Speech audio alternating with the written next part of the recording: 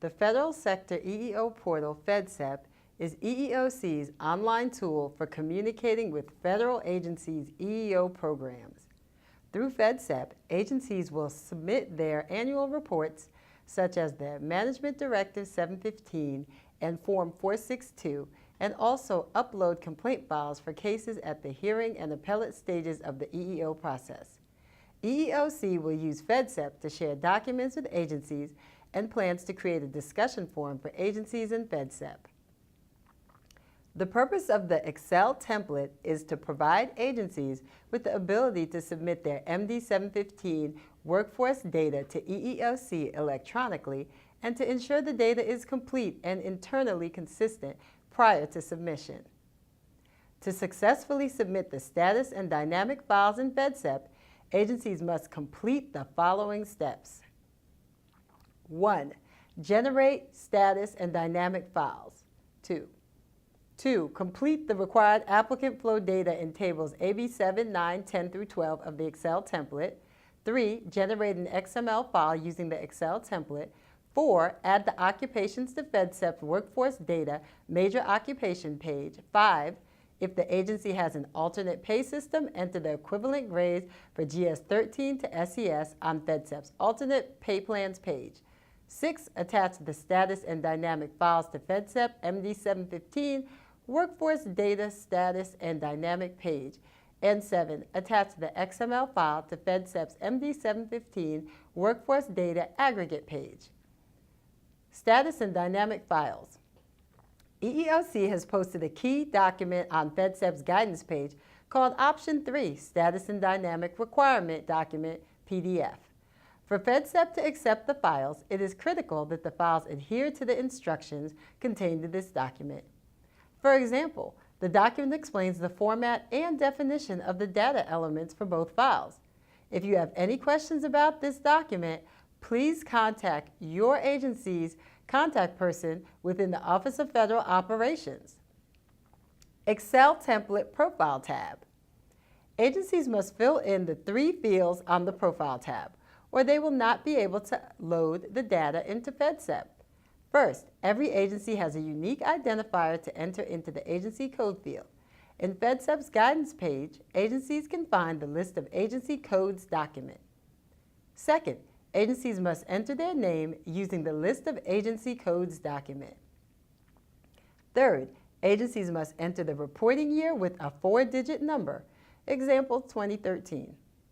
Please note that the source of data field is pre-filled with Excel and the agency size field will be populated by Table A's total workforce, current fiscal year. Finally, click the applicant flow box in the Excel template. Tables. The Excel template contains every table from MD715, including permanent and temporary tables. Based on the size of its workforce, each agency must complete a designated set of tables. For example, agencies with fewer than 500 employees do not need to complete any applicant flow tables. Agencies with 501 to 999 employees must submit tables AB7. Agencies with 1,000 or more employees must complete tables AB7, 9, and 10 through 12. Agencies may enter data into the tables manually or copy and paste data by cell, row, section, or table. The following rules must be followed for the template to accept and validate the data. 1. Agencies may only enter data in the light blue cells. 2. Agencies cannot change the structure or format of the tables in any way. 3. If agencies wish to copy and paste data, they must ensure the original data is in general or number format and does not contain any formulas. A. General format. FedSEP requires that data in the number rows be integers. Example, positive whole numbers in general format. To convert data into general format, please follow these steps. 1. Highlight the data. 2. Right-click the mouse. 3. Select Format Cells. 4. Click the Number tab. 5. Select General. And 6. Click the OK button. B. Number format. FedSEP extracts the occupational CLF and relevant applicant pool rows from the template. As such, the data must, in those rows, be submitted in number format to the second decimal, example 99.99. Please do not include the percentage symbol. To convert data from percentage format to number format, please follow these steps. 1. Highlight the percentage row. 2. Right-click the mouse. 3. Select Format. 4. Click on Number. 5. Ensure the decimal place shows 2. And 6. Click the OK button. 7. Type 100 in a blank cell. 8. Highlight the 100. 9. Right-click the mouse. 10. Select Copy. 11. Highlight the row. 12. Right-click the mouse. 13. Select Paste Special. 14. Choose Multiply under the Operation heading. And 15. Click the OK button. C. No formulas. The Excel template will not function properly if any of the data contains formulas. To eliminate formulas, please follow these steps. 1. Locate data with the green triangle in the upper left corner of the cell. 2. Highlight the relevant data. 3. Right-click the mouse. 4. Select Copy. 5. Right-click the mouse anywhere over the highlighted text. 6. Select Paste Special. 7. Click on Values, which is the third bullet under the Paste heading. 8. Select the OK button. 4. Agencies only need to enter data in the tables that apply to them. All other tables should be left blank. 5. In tables AB7 and 9, the name of the major occupation should be in the following format. Name, occupational series. Example, General Attorney 0905. Agencies can enter up to 30 occupations in these tables. In Table B7, agencies are only required to enter data for Schedule A and voluntarily identified. All other fields on those tables are optional. Please note that due to the categories in the new applicant data form, we added a new column in Table B7, Total Paralysis. In the new column, agencies should input the applicant data and the combined data from the partial and complete paralysis columns. 7. Agencies must save the file before moving to the Data Checks page. Data Import page. The Excel template allows agencies to import data from another template. This may be necessary if one or more of the macros does not function properly. The template must be identical in format. To import data, please follow these steps. 1. Click on the Data Import tab. 2. Select the import data from another MD715 Excel tool button. 3. Find the Excel file for the original template. 4. Click the Open button. Please be prepared to wait several minutes for this action to finish. Data Checks page. When all of the data has been entered in the tables, the next step is to click on the Data Checks tab. Agencies must complete the following steps on this page. 1. Click on the Fill Blanks with Zeros button in the gray heading. Please be prepared to wait several minutes for this action to finish. 2. Click on the Validate button in the gray heading. The template will identify the cells that contain mathematical errors. For example, Table A1, the total workforce prior fiscal year. All cells must equal the same cell in Table B1. If those numbers are not the same, a fail will appear. Agencies must correct all cells with fails before they can upload the data. To understand the numbers being compared, please follow these steps. A. The table column E identifies the location of the data in question. B. The columns or rows column G identifies the cell being evaluated. C. The data in the Value 1 B heading corresponds to the columns or rows column G.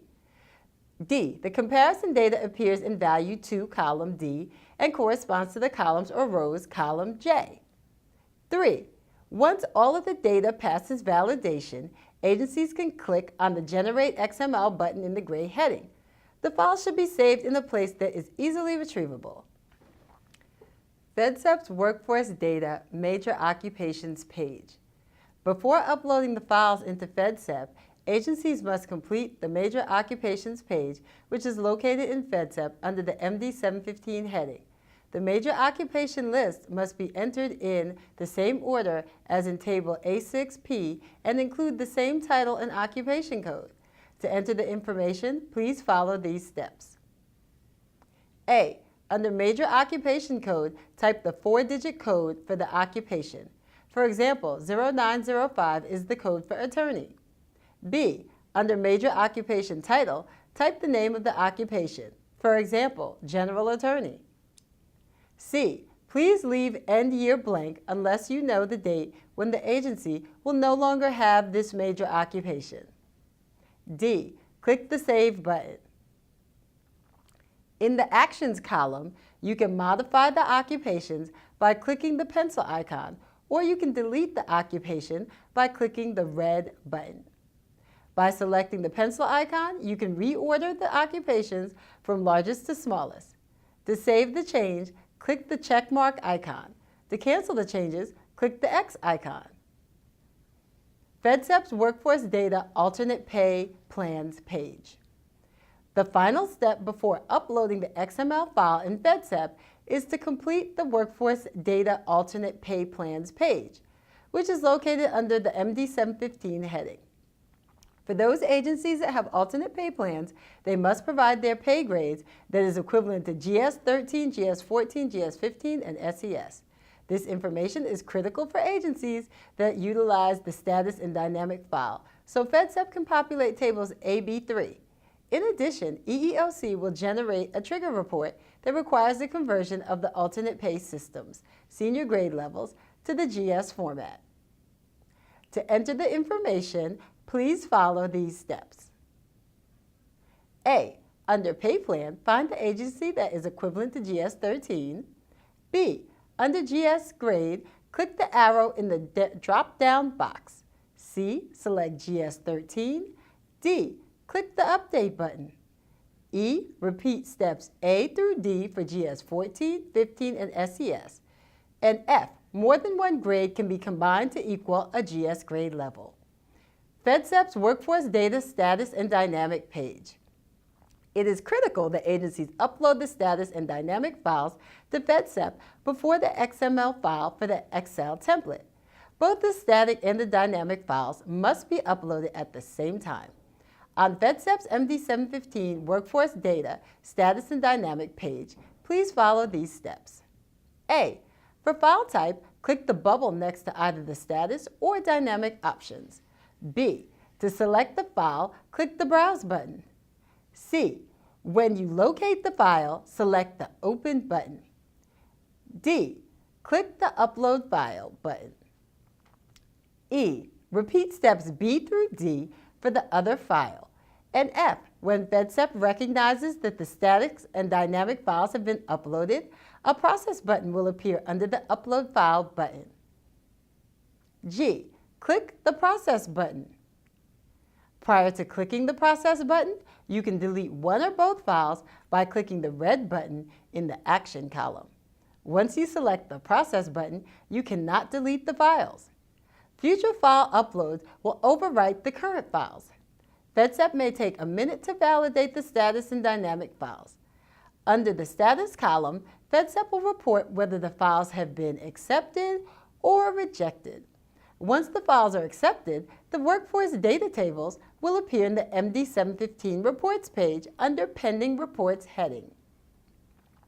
If FedSEP rejects one or both of the files, an error message will appear in the Error File column. Please review the error file for possible corrections.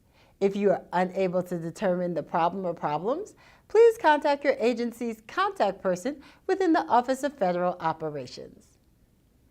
FedSEP's Workforce Data Aggregate page. Under FedSEP's MD715 heading, agencies should upload the XML file for the Excel template to the Workforce Data Aggregate page. Please follow these steps. A. Click the Browse button. B. Select the XML file. C. Click the Open button. And D. Select the Upload and Process File button. Once again, FedSEP may take a minute to validate the XML file. Under the Status column, FedSEP will report whether the file has been accepted or rejected. Once the file has been accepted, the Workforce Data Tables will appear in the MD715 Reports page under Pending Reports heading. If FedSEP users reject the XML file, an error message will appear in the Error File column. Please review the error file for possible corrections. If you are unable to determine the problems, please contact your agency's contact person within the Office of Federal Operations.